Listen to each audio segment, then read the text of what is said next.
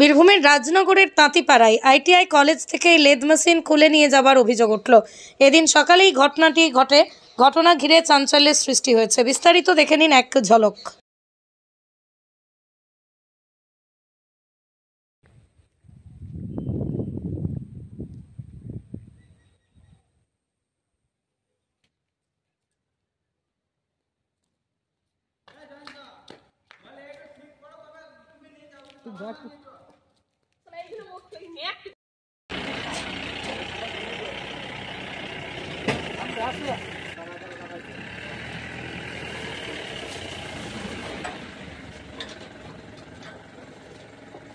sir sir